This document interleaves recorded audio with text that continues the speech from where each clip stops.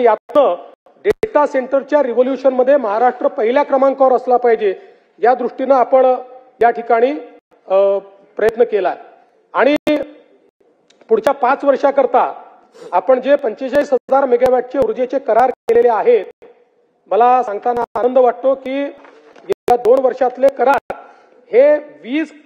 खरेदी करार आतापर्यंतच्या सर्वात कमी दरामध्ये आपण केलेले आहेत, सर्वात कमी दरामध्ये. त्यामुळे मला असं वाटतं की एक प्रकारे आपले दर आता देशाकरता बेंचमार्क दर झाले आहेत आणि यातून कृषी आणि सौर ऊर्जीकरणाचे 16,000 मेगावॅट 3.7 रुपये प्रति युनिट, 11,450 मेगावॅटचे युटिलिटी स्तराचे मोठे सौर प्रकल्प 2 रुपये 70 पैसे प्रति युनिट, 4,300 मेगावॅटचे सौर आणि पवन हायब्रिड 3 रुपये 60 पैसे प्रति युनिट,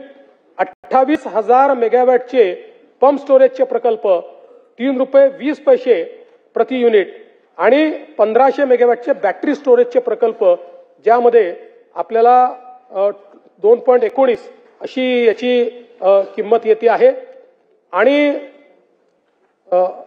नाही 4.60 एवढी याची किंमत येते आहे.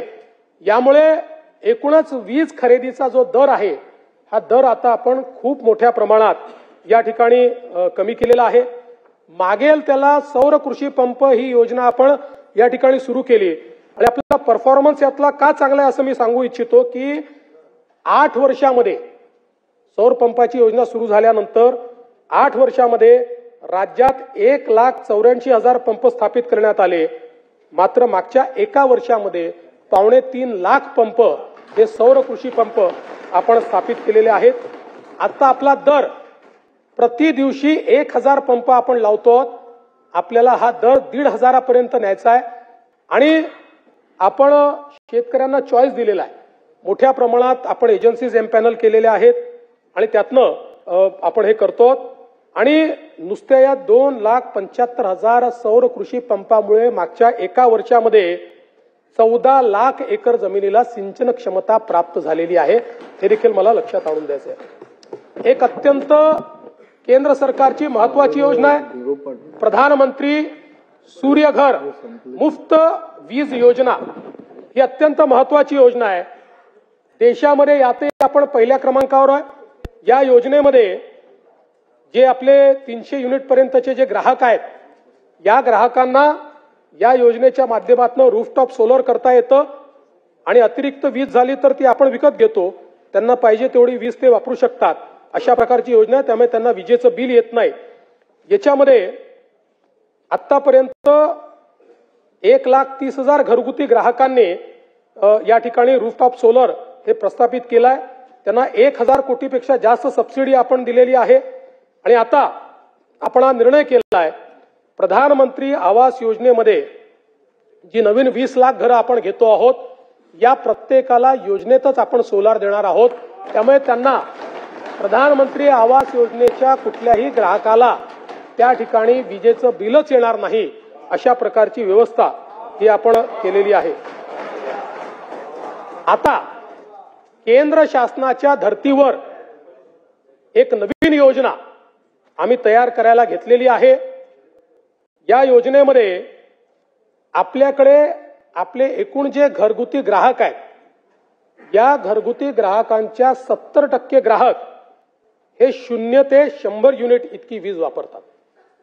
या 70% ग्राहकांकरता पंतप्रधान सूर्यघर मुफ्त वीज योजनेच्या धर्तीवर राज्याची योजना आम्ही तयार करतो की ज्या योजनेमुळे हे 70% ग्राहक त्या योजनेचा लाभ घेऊन आपल्या घरावर सोलर लावू शकतील आणि हे 70% ग्राहक म्हणजे जवळपास 1.5 कोटी ग्राहक हे विजेच्या बिलापासून पूर्णपणे मुक्त होऊ शकतील. पूर्णपणे मुक्त होऊ शकतील. या संदर्भात योजना अजून जवळपास अंतिम टप्प्यामध्ये आहे आणि त्या संदर्भात माननीय अर्थमंत्र्यांशी देखील आमची चर्चा चाललेली आहे. पण फार सपोर्ट आम्हाला बजेटरी घ्यावा लागणार नाही. त्याला आम्ही ज्या प्रकारे स्ट्रक्चर करतो आहोत त्यातनं अतिशय चांगली अशा प्रकारची योजना आपण करतो. एक अजून महत्वाची गोष्ट मला आपल्या लक्षात आणून द्यायची आहे ती म्हणजे मल्टी इयर टॅरिफ पिटिशन बहुवार्षिक वीज दर निर्धारण याचिका. आपल्याला कल्पना आहे की MERC झाल्यानंतर गेल्या 10 वर्षामध्ये पहिल्यांदा 2 वर्षाचं मग 3 वर्षाचं आता MERCने 5 वर्षाचं टेरिफ प्लॅन आपल्याला द्यावा लागतो आणि ते 5 वर्षाचा टेरिफ प्लॅन आपला अप्रूव्ह करून देतात म्हणजे कुठल्या ग्राहकाकडनं किती पैसे आपण वसूल करणार आणि हा जो 5 वर्षाचा प्लॅन असतो त्यानुसारच पुढची 5 वर्ष आपल्याला विजेचे दर ठरले जातात ते जे दर ठरवतील तर ऑटोमॅटिक लागू होतात आपल्या कंपन्यांना ते लागू करावे लागतात आजपर्यंत जर आपण बघितला तर आपला जो दरवर्षी विजेचा रेट वाढतो दरवर्षी तो 9% वाढतो म्हणजे कुठे कोळशात वाढ झाली याच्यात वाढ झाली आपण जर गेल्या 20 वर्षाचा विजेचा